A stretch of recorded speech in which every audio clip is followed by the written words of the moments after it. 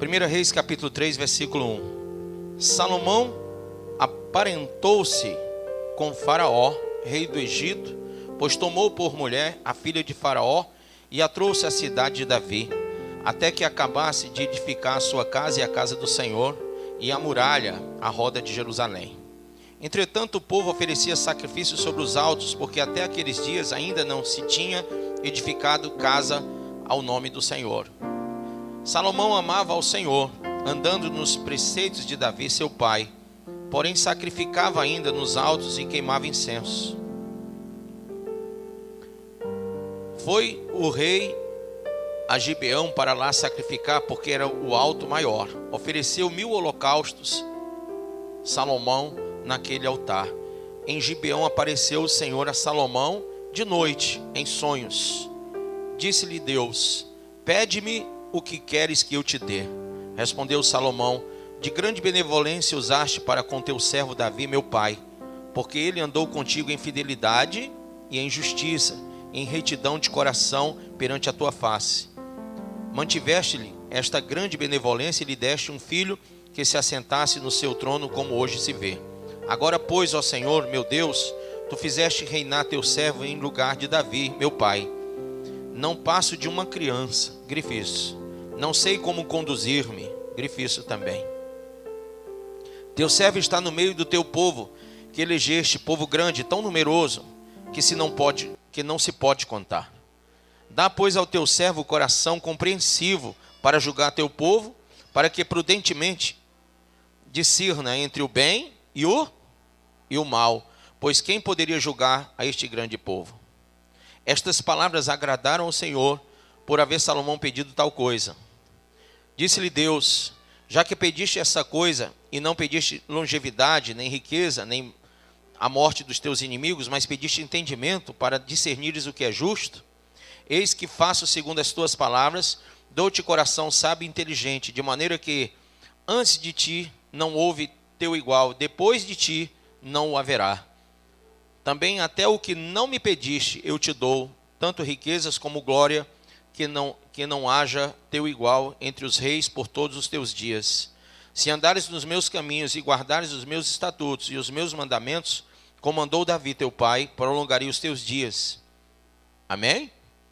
Põe a mão sobre a Bíblia e diga: Pai, fala o meu coração, me ensina a tua palavra, em nome de Jesus. Pode sentar.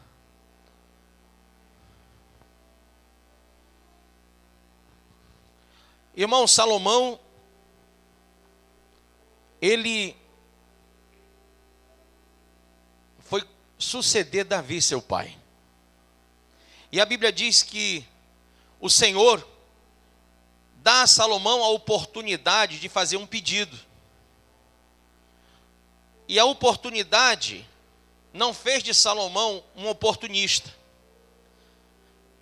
Eu estava com a minha esposa e um cara me fechou assim no trânsito e pegou minha vaga. E aí olhou para mim e disse: meu filho, você viu isso aí? Eu disse: não só vi, como já hoje, acho que é a 5ª vez que faz isso comigo. Até Carlão estava comigo na hora. E eu, depois conversando com ela, eu disse: o problema das pessoas é o oportunismo.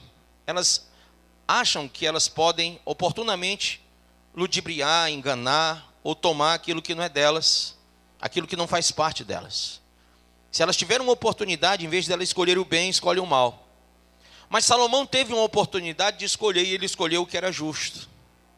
A Bíblia diz que ele pediu a Deus que lhe desse sabedoria, que lhe desse discernimento entre o bem e o mal. Amém?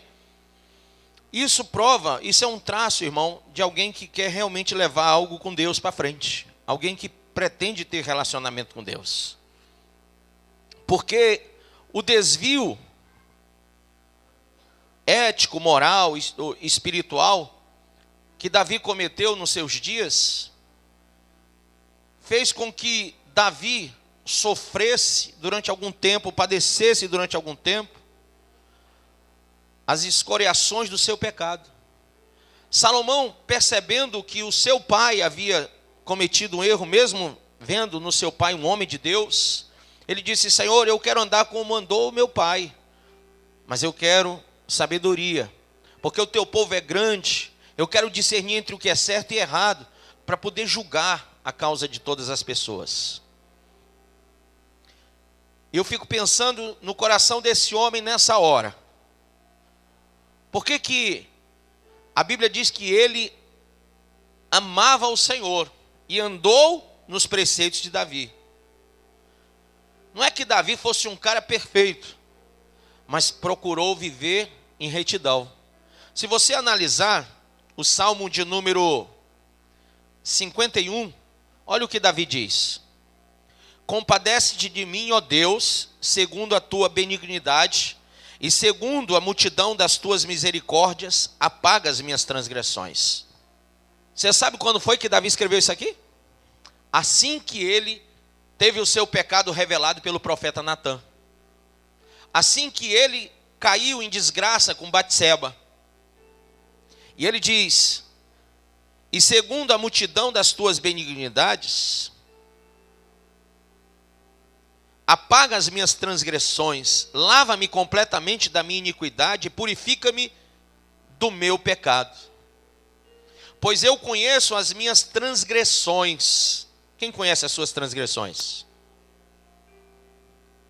E o meu pecado está sempre diante de mim. Não adianta a gente pensar que a gente vai ter relacionamento com Deus sem discernir entre o bem e o mal. Por isso que Salomão, ele está dizendo: Senhor, eu quero discernir muito bem as coisas. Eu quero andar como Davi, meu pai, andou, discernindo, entendendo. Davi não só entendeu, como Davi escreveu sobre. E Davi diz no verso 4: pequei contra ti. Diga para o seu irmão assim, diga para Deus hoje: pequei contra ti somente, e fiz o que é mal perante os teus olhos, de maneira que será tido por justo no teu falar e puro no teu julgar. Davi está dizendo: Senhor, o que o Senhor fizer comigo é justo, porque eu errei. Eu nasci na iniquidade, e em pecado me concebeu minha mãe. Eis que te comprases, na verdade, no íntimo, e no recôndito me fazes conhecer o que, pessoal? Grife aí: sabedoria. Purifica-me com ensopo e ficarei limpo. Lava-me e ficarei mais alvo que a neve. Faz-me ouvir júbilo e alegria, para que exultem os ossos que esmagaste. Esconde o rosto dos meus pecados e apaga todas as minhas iniquidades. E ele diz no verso 10: cria em mim, diga para Deus, cria em mim, ó Deus, um coração puro e renova dentro de mim um espírito inabalável. Amém? Que coisa linda Davi escreveu, né? E ele diz: não me repulses da tua presença, nem me retires o teu Santo Espírito.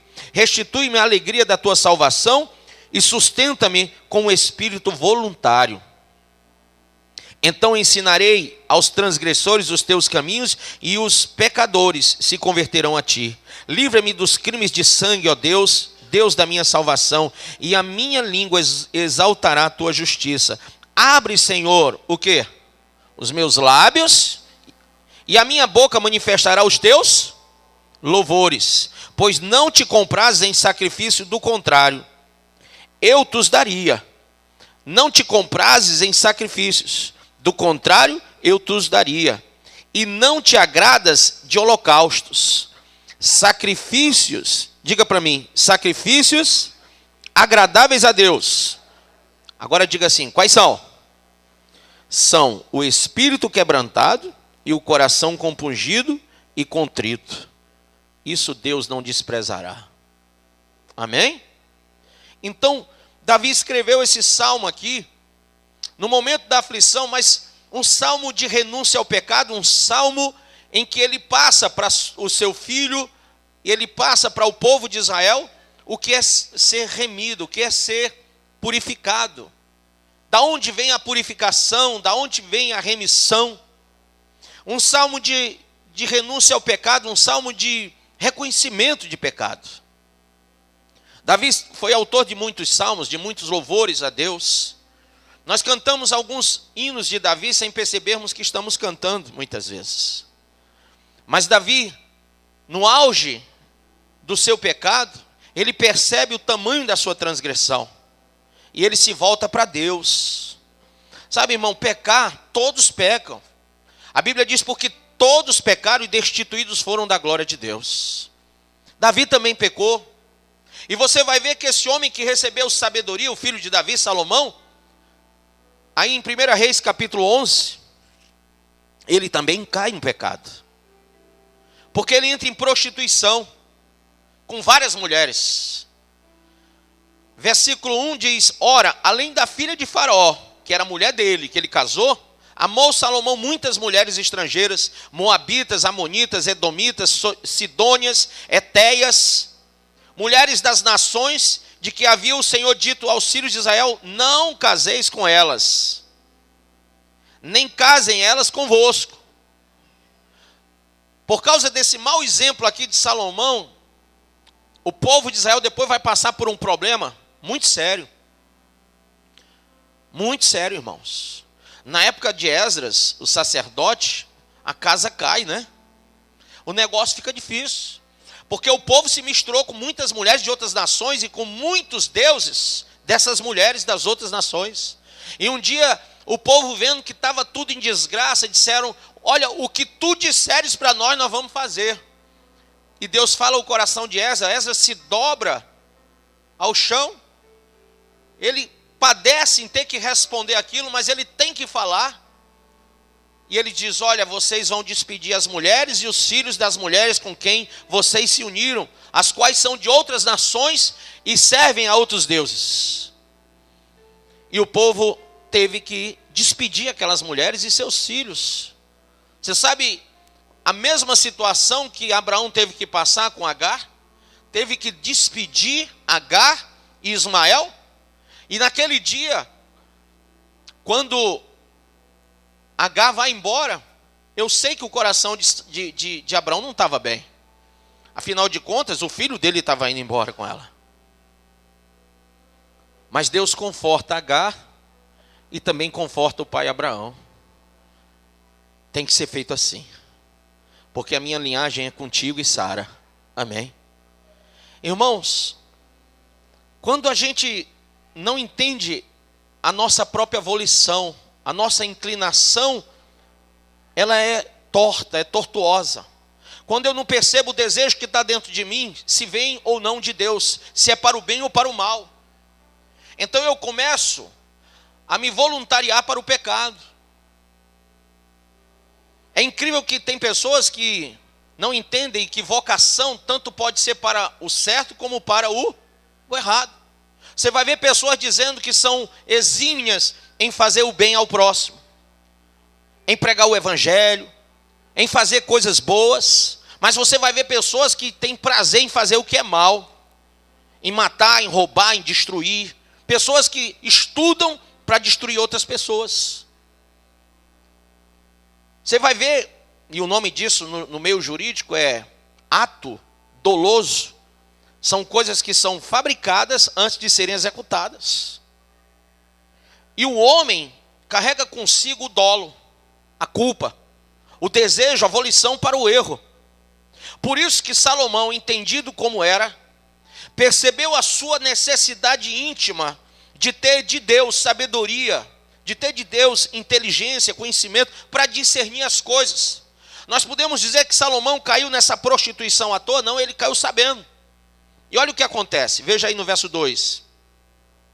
Tinha 700 mulheres, princesas e 300 concubinas, e suas mulheres lhe perverteram o coração. Foi isso que ele ganhou, com tanta prostituição, com tanta iniquidade. Irmão, ninguém entra num caminho tortuoso sem saber. Davi falou, eu conheço bem o meu pecado. Eu entendo bem a minha transgressão, eu sei onde eu estou, eu sei o que eu estou fazendo. Mas sabe por que Davi disse isso? Porque Davi, ele ocultou o seu pecado. Veja aí no Salmo 32. Bem-aventurado é aquele cuja iniquidade é perdoada, cujo pecado é coberto. Bem-aventurado o homem a quem o Senhor não atribui iniquidade e em cujo o espírito não há dolo. Enquanto calei os meus pecados, envelheceram os meus ossos, pelos meus constantes gemidos todo dia, porque a tua mão pesava dia e noite sobre mim, e o meu vigor se tornou em sequidão de estio. Confessei-te o meu pecado, e as minhas iniquidades não mais ocultei. Amém? Disse, confessarei ao Senhor as minhas transgressões, e tu perdoaste a iniquidade do meu pecado. Sendo assim, ele dá um conselho: todo homem piedoso te fará súplicas em tempo de poder encontrar-te. Quem crê que hoje é o dia? Irmão, Salomão percebe no seu pai esse espírito de renúncia ao pecado. Ele percebe que seu pai sofreu muito por causa disso. Ele diz: Senhor, eu quero entender as coisas, eu quero entender o bem e o mal, eu quero perceber tudo. Mas sabe, às vezes a gente pensa que conhecer a Bíblia resolve, que ter discernimento das coisas apenas resolve. Mas olha o que a Bíblia diz: guarda sobre tudo que tu tem que guardar, guarda o quê? O teu coração. Irmão, se você não guardar o seu coração,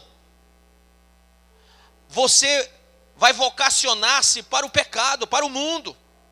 O mundo te atrai como um imã. Nós somos transgressores desde o dia em que Adão pecou no Éden. Caminhamos em meio à transgressão, e Davi fala: sou um homem pecador, nasci na iniquidade. O profeta Isaías diz: sou um homem impuro e de impuros lábios, e habito no meio de um povo que pratica iniquidade.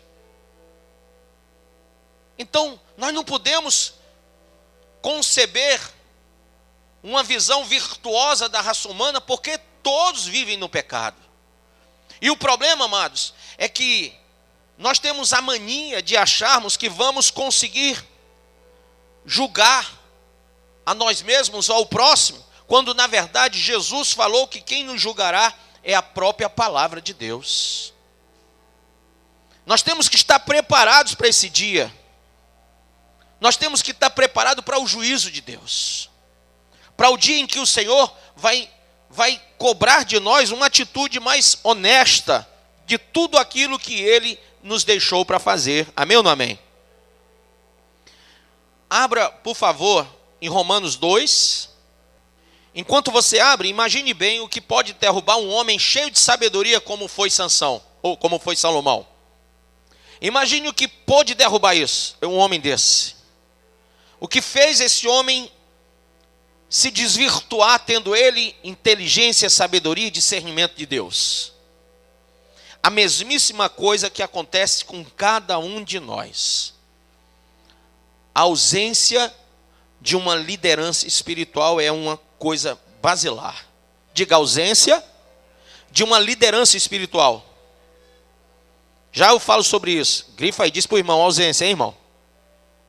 Romanos 2, quem abriu?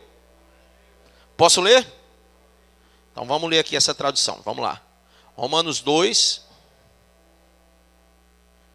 Portanto, és inexcusável ao homem qualquer que sejas, quando julgas, porque te condenas a ti mesmo naquilo em que julgas a outro. Então, se você julgar o outro, você não tem desculpa, porque Deus vai te cobrar. Uma vez que você está emitindo juízo de valores ao outro, Deus te julgará pelos mesmos juízos que você pratica com o outro. Pois tu que julgas, praticas o mesmo. Alguém aqui não peca? Alguém aqui não erra? Alguém aqui pode jogar pedra no seu irmão? Então, se nenhum de nós podemos lançar pedra, não somos capazes de julgar ninguém. Amém? E ele diz: e bem sabemos que o juízo de Deus é segundo a verdade, contra os que tais coisas praticam. E tu, ó homem, que julgas os que praticam tais coisas, cuidas que fazendo-as tu, escaparás ao juízo de Deus? Então, cuidado, irmão, para você não entrar num espírito de juízo sobre os teus irmãos, sobre a tua casa. Eu já vi muitos casos de maridos que têm assim um ciúme horrível de sua esposa, mas é assim uma coisa que a mulher não pode botar o dedo fora de casa. E aí eu chamo o cidadão para conversar. Eu digo: meu irmão, qual é o medo que você tem? E eu falo tranquilo, porque eu não tenho ciúme da minha esposa. Qual o medo que você tem? Ah, eu acho que ela está me traindo, ou que ela quer me trair. Eu disse: amado, me diz uma coisa, tu já traiu tua esposa? Pastor, o senhor sabe, eu sou homem. Não estou perguntando se tu é homem. Quero saber se tu já traiu tua mulher, macho. Aí ele diz assim: sabe aquela cara de sem vergonha, de safado? Todo homem faz isso. Eu disse: então nós estamos discordando nisso, porque eu sou homem e não faço. Eu não traio minha esposa. E aí? Então o teu mau caratismo te leva a julgar a tua mulher pelo próprio conceito que tu tem de ti mesmo. Tu que julga o outro e pratica, vai ser julgado por Deus. Irmãos, quantos casamentos não teriam se desfeito, quantos relacionamentos não teriam se acabado, se houvesse confiança? Mas as pessoas, elas são tão injuriosas, elas querem julgar o outro por causa do seu próprio coração. Abra, por favor, Romanos 14, verso 4. Quem és tu que julgas o servo alheio? Para seu próprio Senhor ele está em pé ou cai, mas estará firme, porque poderoso é o Senhor para o firmar. Um faz diferença entre o dia e dia, mas outro julga iguais todos os dias. Cada um esteja inteiramente convicto em sua própria mente. Aquele que faz caso do dia, para o Senhor faz. E quem come, para o Senhor come, porque dá graças a Deus. E quem não come, para o Senhor não come, e dá graças a Deus. Porque nenhum de vós vive para si, e nenhum morre para si. Pois se vivermos para o Senhor, vivemos. Se morrermos, para o Senhor morremos. De sorte que quer vivamos, quer morramos, somos de quem? Somos do Senhor.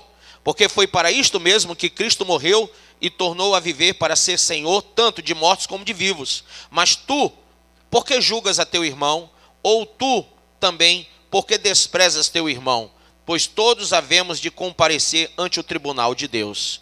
Porque está escrito: por minha vida, diz o Senhor, diante de mim se dobrará todo joelho e toda língua louvará a Deus. Assim, pois, cada um de nós dará conta de si mesmo a Deus. Amém, amados? Então nós temos que ter muito cuidado com isso aqui. Corre aí comigo, por favor, no livro de 1 Coríntios, capítulo de número 11, verso 31 diz: mas se nós nos julgássemos a nós mesmos, não seríamos julgados. Amém? Quando, porém, somos julgados pelo Senhor, somos corrigidos para não sermos condenados com o mundo. Então, tem gente que tem medo de ser julgado por Deus, mas é para que você não seja condenado junto com o mundo. Mas se você julgasse a si mesmo, não seria condenado. Em vez de você julgar o outro, julgue-se a si mesmo. Olhe para dentro de si. Em vez de você julgar sua esposa, seu marido, olhe para você. E aí, amados, Salomão, ele pede discernimento a Deus, ele pede entendimento a Deus, ele pede sabedoria a Deus, porque ele já tinha visto o passado e ele tinha dito: eu não quero me desvencilhar de Deus.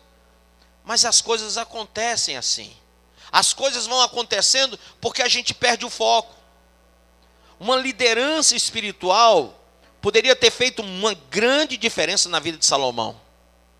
Davi, logo no início da sua carreira, ele teve o profeta Samuel, que depois morreu. Mas ele teve um período com Samuel para entender as coisas de Deus, para ser ungido por Deus, para ser abençoado por Deus. Salomão deveria ter buscado mais o Senhor naquelas horas, por não ter uma liderança talvez mais eficaz na vida dele. Coisa que muitos não gostam, né? Uma liderança eficaz, uma liderança que segura as rédeas, que puxa na hora certa, que só solta quando é devido. Tem gente que diz: não, eu quero uma igreja bem liberal. Eu quero uma igreja que me deixe à vontade, que o pastor não fique me cobrando nada. Amado, Salomão foi por um caminho tortuoso, porque apesar de tudo que ele tinha recebido de Deus, ele não tinha essa liderança. E é uma coisa tão certa que lá no Êxodo, abra aí capítulo 32, você vai ver que o povo se desviou porque não tinha uma liderança. Sabe o bezerro de ouro? O povo não tinha mais Moisés no meio deles. Moisés tinha subido para o monte, 40 dias no monte, e o povo disse: esse homem morreu. Como é que uma pessoa passa 40 dias no Sinai? Como é que uma pessoa passa 40 dias no monte sem comer e sem beber? Talvez até tendo que beber, mas o que comer, acho que ele não tinha mais não. Porque comida estraga e acaba. E era muito tempo, irmão. E o homem era velho. E o monte era alto. E o tempo era muito grande. Então todos pensaram, esse tal Moisés morreu. Eles não tinham mais liderança. E quem perde uma liderança eficaz, quem perde o exercício, diga, quem perde o exercício de uma liderança eficaz, de uma liderança eficiente, perde a noção da sua comunhão com Deus. Aquilo que a gente mais tem preconceito, aquilo que a gente mais busca não ter, é o que é mais notório, o que mais preciso é para a nossa vida cristã. Tem filho que reclama que o pai e a mãe puxam a orelha, que o pai e a mãe cobram, que o pai e a mãe mandam estudar, que o pai isso, que aquilo, que não deixa ir para todo canto. Irmão, isso é muito importante para que você cresça como um verdadeiro cristão. Olha como a nossa sociedade está perdida. Pais e mães liberais. Filhos que se prostituem dentro de casa, né? Os filhos que entram em ideologia de gênero aí. Homem com homem, mulher com mulher. Lá em Romanos fala que cometendo torpeza, né? Imagina isso.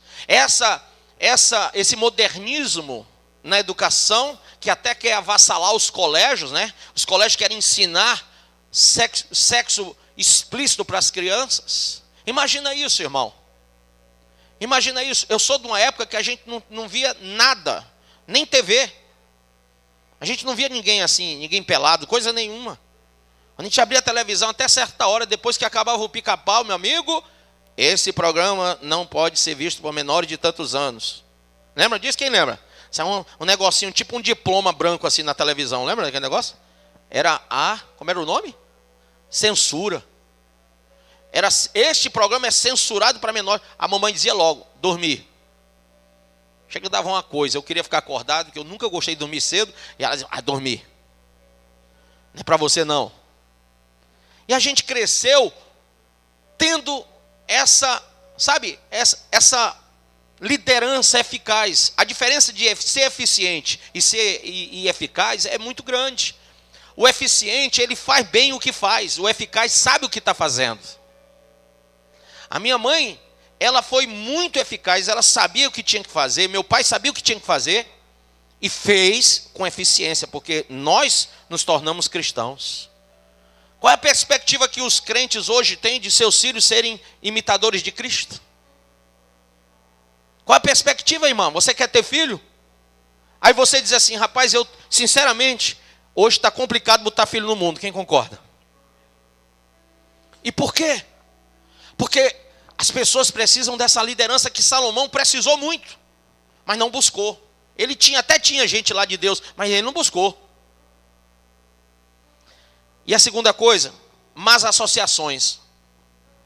Você vai ver que ele se associou com mulheres de várias nações. Quando a gente começa a ter amizade com o mundo, a gente se torna inimigo de Deus. Isso é um passo para o desvio. Ah, mas fulano é meu amigo. Amigo, meu irmão. Amigo meu é quem me leva para o céu. Amigo meu é quem me edifica, não quem me destrói. Rapaz, vamos ali conversar um pouquinho, aí leva para um bar. Isso é lá amizade, meu filho. Nós temos que ter um conceito melhor, uma formatação melhor do que seja amizade para nós. Salomão começou a dividir o seu tempo com quem não devia. E quem com porco se junta, farelos vai comer. Olha o filho pródigo. Se misturou, no final ele estava lá comendo as bolotas dos porcos. Terceira coisa.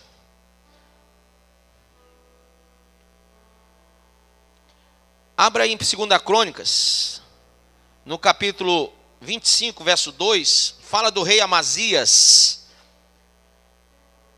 Quando ele começou, a Bíblia diz, no verso 2, fez o que era reto aos olhos do Senhor, porém não com inteireza de coração. No versículo de número 14, olha a queda do cara. Quando Amazias voltou da matança dos edomitas, trouxe consigo, ele tinha tido êxito no trabalho dele. É um problema de muito crente. Pede prosperidade a Deus, pede bênção para Deus. Quando Deus abençoa, quando Deus abre porta, ele não sabe conviver com a bênção. Quando começa o bolso dar uma enxadazinha de dinheiro, ele começa a querer se desviar para tomar cachaça. Sim ou não? Não se segura quieto na bênção. Não consegue andar na luz como o Senhor na luz está. E aí o rei Amazias está em vitória, em vez dele voltar mais crente, mais fervoroso, mais observador de Deus, ele volta desviado. Então eu fico preocupado com um crente que busca a vitória o tempo todo. Irmão, de vez em quando, vê se tu busca uma derrota também. Ai, pastor, eu tenho pavor à derrota.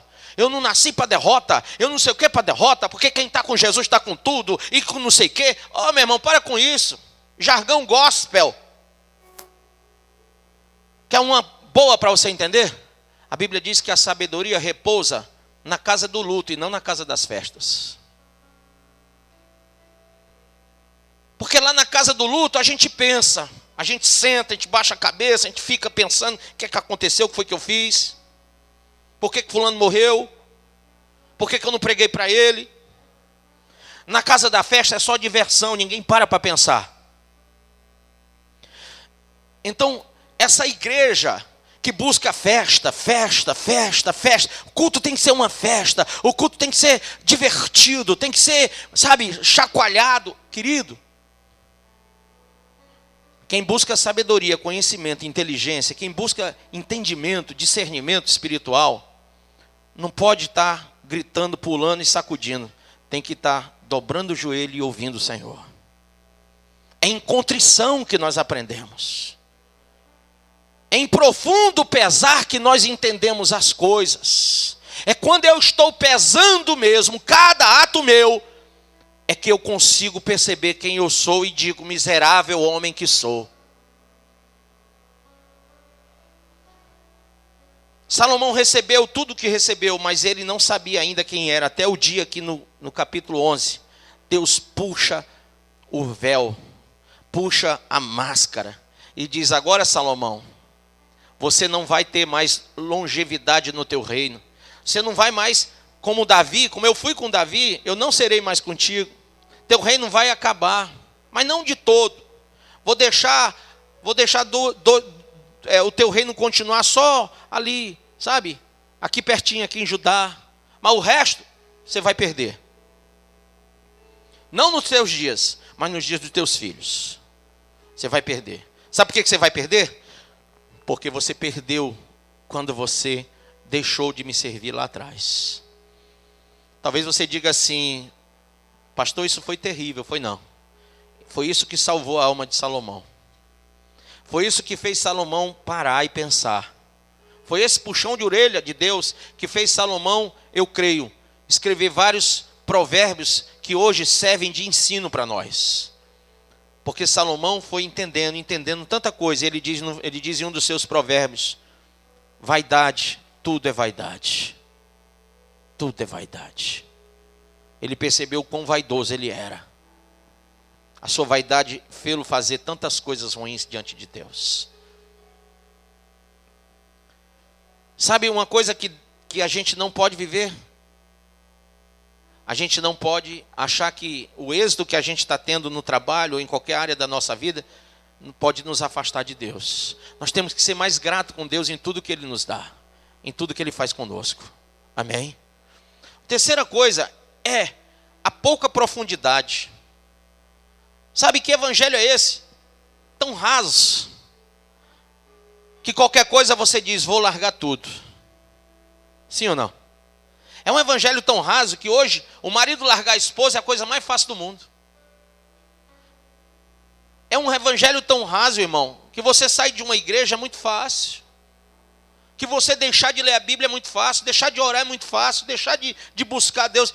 basta você se sentir acuado.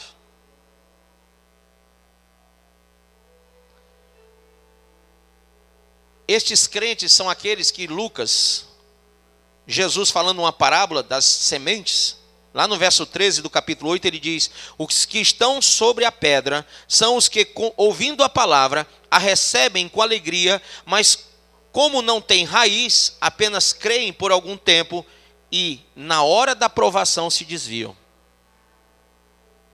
Quem entendeu isso? Quem já se desviou em horas de provações? Não é? Sim? Quem já sentiu que já estava com o pé fora? Aí vem alguém e diz assim, me dá a mão. Ei, volta. O nome desse cara é chamado pastor da ovelha. Quem assistia aquele filmezinho que tinha uma ovelhinha, que ela gritava, é o lobo, e o pastor vinha lá e pegava um cajadozinho lobo, né? E puxava o lobo das ovelhas e botava a ovelha para dentro do pasto. O pastor fica toda hora chamando a ovelha para voltar para o pasto. Já notou isso? Hoje a gente tem mais trabalho para chamar vocês para a igreja do que para trazer gente de fora. Não é? A gente precisa multiplicar o pasto, multiplicar as ovelhas. Até estou pensando em pegar a receita de Jacó, né, para multiplicar lá. Porque, irmão, é tão difícil. É tão difícil a gente multiplicar as ovelhas, porque toda hora as ovelhas querem deixar o pasto, quando na verdade elas deviam encher o pasto de filhos e filhas. Nunca ouvi um pastor gerar uma ovelha, vocês já viram? Um dia que vocês virem isso, vocês me avisam que eu vou lá, porque eu quero gravar, filmar esse negócio. Um homem gerando um bicho.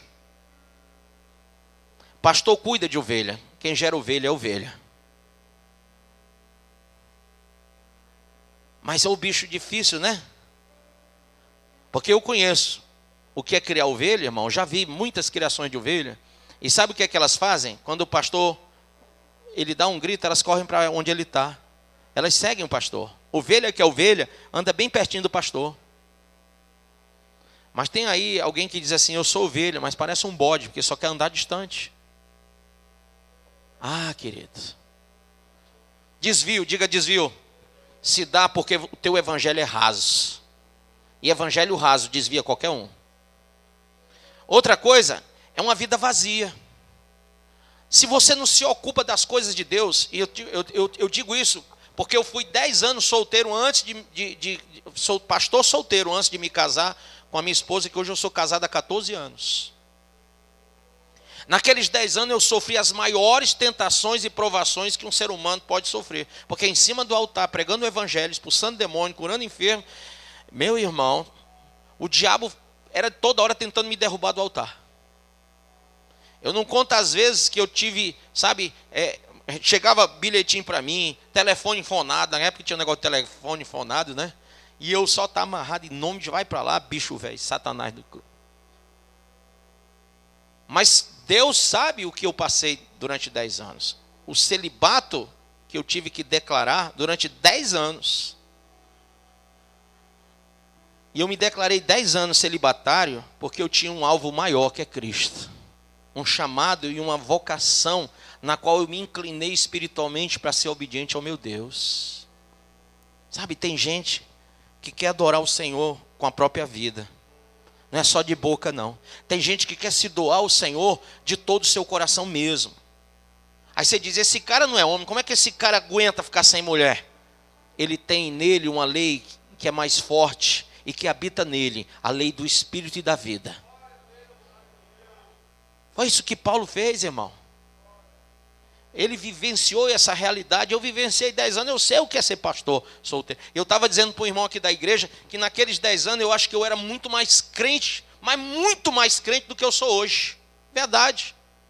Porque, olha, hoje, como eu sou casado, eu já não tenho tantos os problemas que eu tinha naquela época. E quando você não tem tantos os problemas na área pessoal, você se acomoda. E naquela época não, eu acordava já dizendo glória a Deus e falando em língua, meu amigo. 5 horas da manhã, eu estava em cima do meu carro para chegar às 6 horas numa rádio, pregar o evangelho 6 da manhã. Pregava de 6 às 7, pregava de meio-dia às 2, pregava de 6 às 7 da noite antes de chegar na igreja, pregava de 10 à meia-noite depois do culto. Eu tinha 4 programas de rádio no dia. 4. E eu pregava no culto das 3 da tarde, aqui na Cristo Salva, tinha culto 3 da tarde na época. Eu pregava 3 da tarde, tinha um culto também de meio-dia. Tá? Só que eu estava no rádio, aí um irmão pregava para mim. E eu tinha culto todo dia à noite, todo dia tinha culto. Pergunta assim, por quê, pastor? Pergunta. Bem alto. Porque eu tinha que fugir da mulher de Potifar. E eu era um José. O cão tentando agarrar minhas roupas, sabe? E eu correndo do cão o tempo todo. E não tem coisa melhor para você fazer do que a obra. Se lançar na obra. Então quem quer não se desviar, não pode ter uma vida vazia. Preencha todos os espaços. Preencha sua mente. Cabe sim aquele pensamento, mente vazia, celeiro do diabo, é verdade. Você não tem o que pensar, não tem Bíblia, não tem oração, não tem nada, vai pensar bobagem. Né? E aí vem a cegueira espiritual, que é outra coisa que desvia muita gente. As pessoas vão à igreja, mas elas não conseguem enxergar o que Deus quer na vida delas. Por mais que a gente fale, as pessoas muitas vezes elas resvalam o ensinamento profundo de Deus por não quererem entender as coisas do Espírito. Então, veja o que diz aqui em João 6, versículo 63. Abra aí comigo. O Espírito é que vivifica. A carne para nada serve. O Espírito é que vivifica. A carne, essa coisinha que você dá tanto valor, não serve para nada. Vamos ler de novo esse texto? O Espírito é que vivifica. A carne para nada serve. Quem entende isso? Com profundidade. E olha o que ele diz. As palavras que eu vos digo são espírito e vida. Alguns, porém, de vós não creem, pois Jesus sabia desde o princípio quais eram os que não criam e quem o trairia. A partir de então, muitos dos discípulos voltaram atrás e já não andavam com ele. Sabe, depois que eu li isso aqui, eu fiquei pensando que eu não sou o que os outros falam que eu sou o que a Bíblia diz que eu sou. Porque o servo nunca vai ser maior do que o seu Senhor. E Jesus foi abandonado. Jesus foi abandonado por homens cegos. Lá em 2 Timóteo 4, verso 10, Paulo falando a Timóteo, ele diz: Timóteo, Demas me abandonou amando o presente século. Demas abandonou porque amou o mundo mais do que a Deus e a obra. E ele disse, e foi para Tessalônica, Crescente para a Galácia e Tito para a Dalmácia. Então houveram pessoas que se afastaram de Paulo também. Como de Jesus, Paulo também sofreu o abandono. De pessoas que se desviaram, que se afastaram. Sexta-feira eu perguntei isso aqui. Tem rótulo aí na tua camisa? Tem etiqueta? E nela diz o tempo de validade, você sabia não? Diz quando ela foi fabricada. Esse tecido tem uma validade. Eu quero dizer para você que quem é lavado e remido pelo sangue de Jesus, a validade é eterna. Agora eu pergunto, quanto tempo está aí no teu coração a validade do Evangelho? Por quanto tempo você vai resistir às tentações e o mundo? Quanto tempo mais você vai deixar bebida, droga, prostituição, impureza, lascívia, idolatria e etc. Durante quanto tempo você vai resistir o mal? Eu estou há 40 e tantos anos resistindo, porque eu quero ir para o céu. Sabe a roupa que eu estou vestido? Não é essa não. Essa daqui tem validade. Daqui 2, 3 anos esse tecido não pode ser mais usado. E se eu quiser colocar alguma coisa nele, vai esgaçar, porque um remendo novo, num pano velho, esgaça.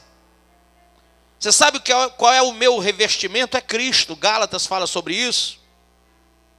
No capítulo 3, diz que nós temos que nos revestir de Cristo. Se eu não sou revestido de Cristo, eu não sou nova criatura, eu não sou filho de Deus.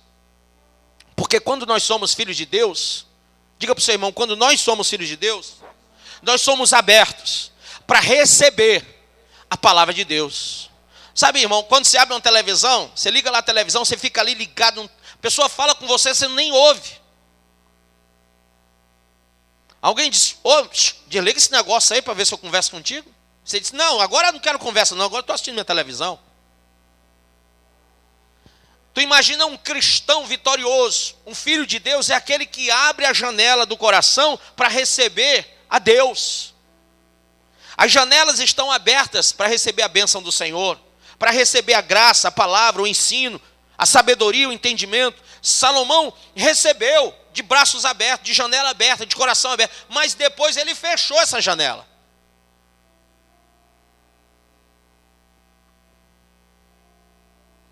Um filho de Deus tem disposição e ele é quebrantado pelo conhecimento do próprio pecado que ele pratica. Um filho de Deus, ele é fiel. Ele não admite a infidelidade. Ele não admite a inconstância, a insensatez. E o filho de Deus, ele é puro no amor que declara. Sabe, irmãos, a gente não pode desvencilhar dessa realidade. O motivo de muita gente quebrar a cara na questão do sentimento é que elas procuram pessoas que não são puras no amor que declaram. Sabe, eu aconselho você a sempre buscar um amor puro. E o amor puro está lá em 1 Coríntios, fala sobre ele dizendo, tudo sofre, tudo crê, tudo espera, tudo suporta e nunca falha. Não é soberbo, não é inconveniente. Esse amor puro, ele não suspeita mal. Esse amor puro, ele é sacrificial. Olha, eu não sei cozinhar, não sei passar, não sei isso, não sei aquilo, mas eu vou casar e vou fazer tudo para o meu marido. Olha, eu nunca trabalhei, sempre fui sustentado pelos meus pais, mas eu vou me casar e eu vou trabalhar para sustentar minha esposa. E quando vem os filhos, o cara diz, tudo que é meu é deles, porque eu vou trabalhar para eles, para minha família. Você se volta para um amor puro, uma declaração de um amor puro. Amém?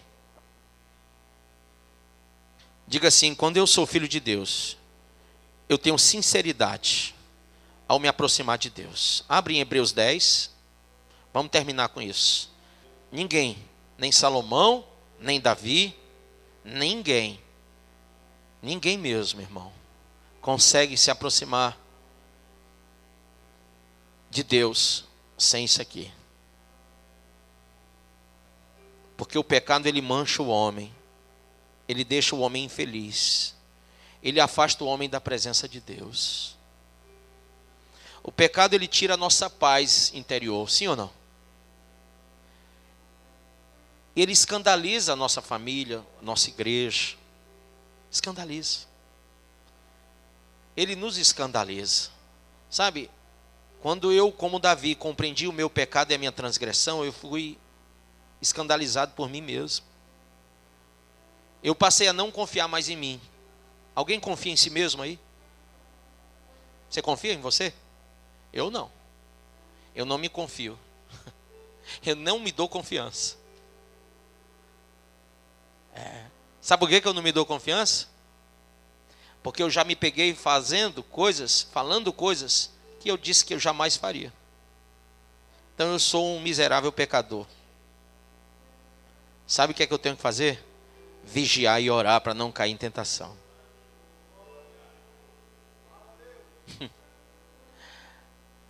Pastor, fulano é um bom caráter. Mas isso não quer dizer que ele não possa cair. Sabe, eu não estou aqui, eu tenho que julgar a mim mesmo. E eu queria que cada um agora pensasse em si mesmo. Olhasse para si mesmo. Uma das coisas que a gente faz só uma vez por mês, quando a gente vai entregar ceia, né? Examine-se o homem a si mesmo. Mas se você se examinar todo dia, você vai encontrar em você coisas que são escabrosas, que você vai se escandalizar em dizer, mas eu? Como é que eu... como que eu digo que eu sou cristão? Eu sou tão egoísta, eu passei por uma pessoa e não ajudei ela.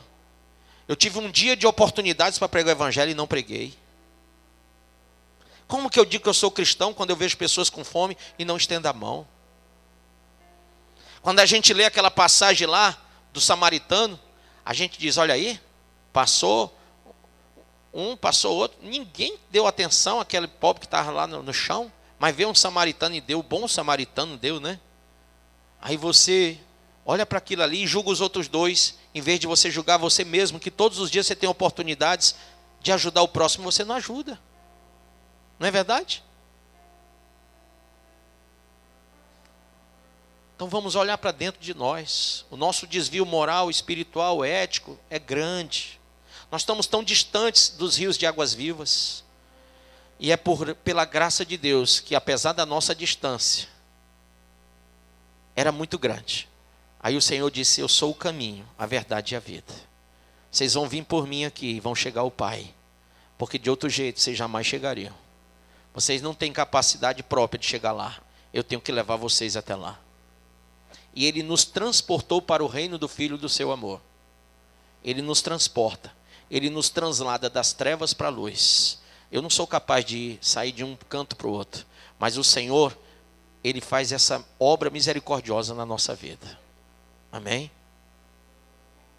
Cheguemos-nos com verdadeiro coração. É isso que você tem que fazer agora. Inteira certeza de fé. Coração purificado de má consciência. O diabo está te acusando, eu sei. Mas agora, você vai purificar teu coração na presença de Deus. O sangue do Cordeiro, a palavra, vai te lavar. Sabe, irmãos, o Evangelho da Graça faz isso com a gente. O Evangelho da Graça não diz que você não é pecador, ele diz que você é. Ele não fala que você não vai ter juízo, ele fala que vai haver juízo sim. Só que, se você julgar agora a você mesmo, hoje aqui na igreja, você não será mais condenado com o mundo. O Evangelho da Graça, ele vem exatamente para confrontar você com você mesmo. Para mostrar quem é você para você. Se você for homem e mulher de Deus capaz de encarar quem você é, você vai se achegar a Deus com um coração verdadeiro, com inteira certeza de fé, com um coração purificado de má consciência, com um corpo lavado com água limpa, que é a palavra de Deus, retendo inabalável a sua confissão na esperança, porque Deus é fiel para cumprir a promessa. Amém? Você acabou de ouvir essa poderosa ministração da palavra de Deus. Eu creio que sua vida foi abençoada. Eu quero que você ore comigo, profetizando sobre a sua vida a salvação que vem de Cristo Jesus. Ore conosco. Deus Pai, em nome de Jesus, nós te agradecemos por esta palavra. E que o Senhor possa abençoar a vida de cada um que nos viu, que nos ouviu nesse dia. Deus Pai, em nome de Jesus, que esta pessoa esteja agora entregando a sua vida, recebendo a salvação que vem do Senhor. Pois assim, Pai, nós profetizamos salvação, cura, libertação, em nome do Pai, do Filho e do Espírito Santo de Deus. Amém.